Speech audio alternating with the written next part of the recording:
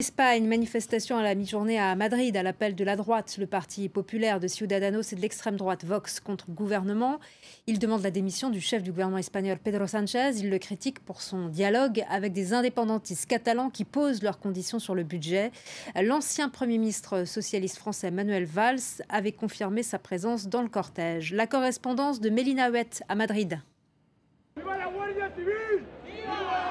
Vous le voyez derrière moi, des milliers d'Espagnols qui quittent cette Plaza Colón, qui ont répondu présent à l'appel de Ciudadanos et du PP, le parti conservateur, mais également à l'appel de Vox, le parti d'extrême droite, pour manifester sous ce thème « Elecciones ». Il y a des élections maintenant et Sánchez, largate, va-t'en Sánchez, vous l'aurez compris, contre le président du gouvernement actuel, Pedro Sánchez.